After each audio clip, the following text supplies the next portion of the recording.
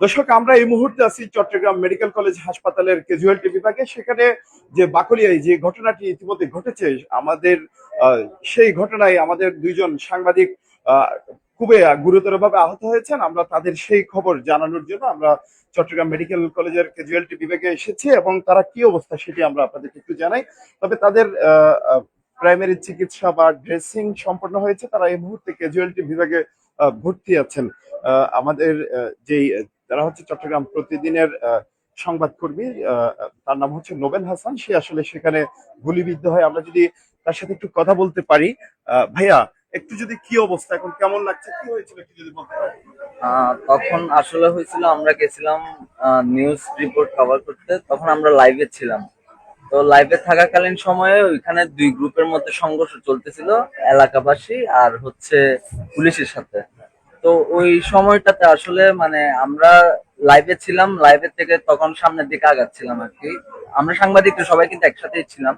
তো ওই মুহূর্তটাতে আসলে মানে হঠাৎ করে একটা মানে আমি নিজেও খেয়াল করি না আসলে রাবার বুলেট আসছে নাকি সাউন্ড গ্রেনেড আসছে, ওটা আমি নিজেও খেয়াল করতে পারিনি। তো হঠাৎ করে দেখি সবকিছু মানে অন্ধকার হয়ে গেছে। এরপরে আমার মানে শরীরের কন্ডিশন আমার নিজেরও জানা ছিল না। তো আমার হাতে আর পায়ে আমি ইনজুর্ড হই। তো এরপর আর মানে জিনিসগুলো আমার আর মনে নেই। এরপরে মামুন ভাই তারপর অন্যান্য মানুষজন আমাকে দরাদরি করে এই হসপিটাল পর্যন্ত নিয়ে আসে। প্রথমে আন্দরকিল্লা জেনারেল হাসপাতালে নিয়ে গেছিল, ওইখান থেকে হচ্ছে এখন আমাকে চিটাং মেডিকেলে। ঠিক আছে। দর্শক, তিনি যেমনটি বলছিলেন যে সেই বাকলিয়ার ঘটনায় তিনি আসলে গুলিবিদ্ধ হন। এই মুহূর্তে চট্টগ্রাম মেডিকেল কলেজ হাসপাতালের সে ক্যাজুয়ালিটি বিভাগে আছেন। তার চিকিৎসা চলমান আছে এবং তাকে ড্রেসিং করে সে এখন সে অনেকটা ভালো আছেন এবং রেস্টে আছেন। আমাদের আরেকজন সংবাদকর্মী, তিনিও চট্টগ্রাম প্রতিদিনের সংবাদকর্মী,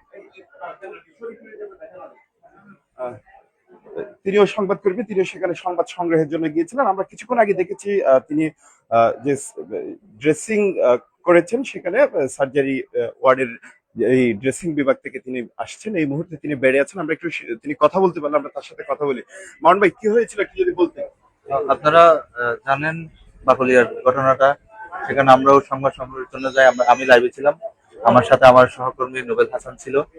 তো হঠাৎ করে হচ্ছে যে আমরা মানে গলির মতন কি একটা এসে আমার দুইটা পেটে এবং হচ্ছে যে কোমরের উপরে পেটে এবং হচ্ছে যে থাইয়ের মধ্যে আঘাত লাগে। আমি প্রথমে কোনো কিছু অনুভব করি না।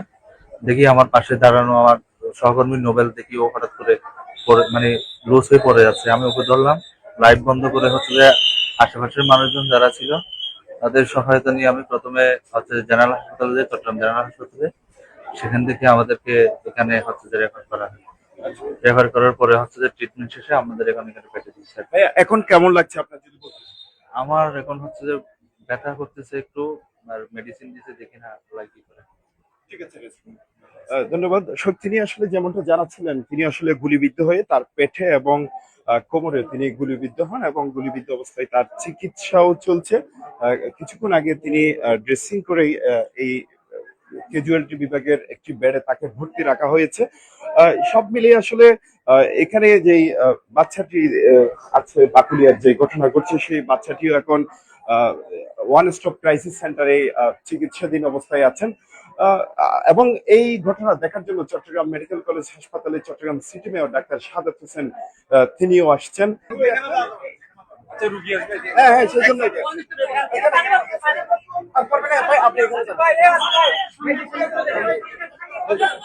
দর্শক, আমরা একটু এই মুহূর্তে এখানে আসছেন Chittagong city mayor doctor Sadat Hossain, তিনি আসছেন এবং তিনি যে শিশুটি বাকলিয়ার ঘটনার শিশুটিকে তিনি দেখেছেন এবং যারা সাংবাদিকরা গুলিবিদ্ধ হয়েছেন তাদেরকেও তিনি দেখেছেন। আমরা সবকিছু মিলিয়ে তার সাথে একটু কথা বলার চেষ্টা করব। আমরা তো বেশ কিছুক্ষণ ধরে আমাদের সাথে কথা হচ্ছিল এলাকাবাসীর পুলিশের সাথে। তো এর মধ্যে শুনতে পেলাম যে বাচ্চাটা, একজন আমাকে বললো যে বাচ্চা হসপিটালে খারাপ অবস্থা, মারা গেছে অথবা এই টাইপের। আমি সাথে সাথে হসপিটালের ডাইরেক্টরকে ফোন করলাম যে মানে তসলিম সাহেব আপনি কোথায় আছেন? তখন বলছে আমি তো বাসায় চলে গেছি। আমি যে তুমি এখনই আসো, মানে এসে আমিও আসতেছি, আমি একসাথে আমরা দেখবো। তো এর মধ্যে উনি সাথে সাথে বাসা থেকে বের হয়ে এখানে আসলো এবং আমিও আমার যে কর্পোরেশন অফিস থেকে আসলাম। আসার পরে আমরা ওই যে one stop service crisis centre যেখানে বাচ্চাটা ভর্তি আছে সেখানে দেখতে গেলাম। বাচ্চাটার সাথে বাচ্চার মাও আছে। আমরা সেখানে ডক্টররা আছে, ডক্টরের সাথে কথা বলেছি এবং সেখানে তার মায়ের সাথে কথা হয়েছে। বাচ্চাটা এখন সুস্থ আছে, যেটা অনেকে বলছিল যে মারা গেছে অথবা এটা। তো বাচ্চার মোটামুটি ভালো চিকিৎসা চলছে, এখানে ডাক্তাররা আছে, দে আর টেকিং কেয়ার। স্পেশালি আমরা আরো ভালো মতো তাদেরকে যাতে টেক কেয়ার করা হয় সেজন্য আমরাও বলেছি। তো সেটা একটা দিক। তবে এটা একটা পাশবিকতা। আমরা আসলে যে সমাজে এখন একটা যে পাশবিক সমাজ তৈরি হয়ে গেছে, একটা অনৈতিক সমাজ, গত 17 বছরের এই যে একটা অনৈতিক কর্মকাণ্ডের মধ্যে দিয়ে এই সমাজটা গড়ে ওঠার কারণে এটা একটা পাশবিক সমাজ, একটা অনৈতিক সমাজ তৈরি হয়েছে, যেটা আমাদের সবাইকে মিলেই এটাকে শুদ্ধিকরণ করতে হবে। আর আজকে এই যে ছোট বাচ্চা যার বয়স হচ্ছে 3 বছর 6 মাস, 3.5 বছর, মেয়েটার নাম ফারিয়া এবং মার নাম হচ্ছে রুনা আক্তার। রুনা আক্তারের সাথে আমি কথা বলছি।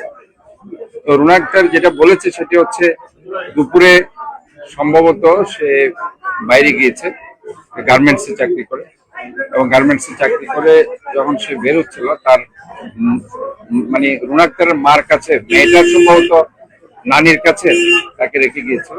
পরে এই পাষণ্ড এই কাজটা করতে গিয়ে সেখানে তাদের আত্মীয় একটা বাচ্চা, একটা শিশু বাচ্চা ছিল, সে দেখে ফেলেছে এবং সে যখন চিৎকার করে দিয়ে উঠছে সবাই আসার পরে সে সেখান থেকে আলটিমেটলি গিয়ে এই কর্মকাণ্ডে সে পরবর্তী ধরা পড়েছে।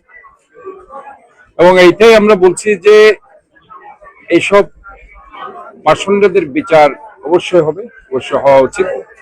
এবং আমরা মনে করি যে যে পাশবিক সমাজ গত 17 বছর ধরে একটা অনৈতিক রাষ্ট্র যে তৈরি হয়েছে, স্বৈরাচারী এই যে শেখ হাসিনা যে নৈতিক অবক্ষয়ের মধ্যে দিয়ে, এটা আস্তে আস্তে এই সমাজটাকে আমাদেরকে ঠিক করতে হবে। এখানে গত 17 বছর একটা কিশোর গ্যাংও তৈরি হয়ে গেছে, যে কিশোর গ্যাং আমরা দেখতে পাচ্ছি এখনো তারা বিভিন্নভাবে তারা তাদের বিভিন্ন ধরনের সমস্যা এই সমাজে করছে। এবং গতকালও আমরা ঢাকা শহরে দেখেছি রামিসা এই ধরনের একজন পাষণ্ড তাকে কিভাবে তার গলাটাকে সেখানে দ্বিখণ্ডিত করছে, তাকে দর্শন করছে। কাজে এখানে আমি ডক্টর তসলিম ব্রিগেডিয়ার, সে হসপিটালের ডাইরেক্টর, আমরা চিকিৎসার ব্যাপারে ভার নিয়েছি। যা লাগে বাচ্চার সেটা আমি বলেছি ইনশাল্লাহ I should take care about that. এবং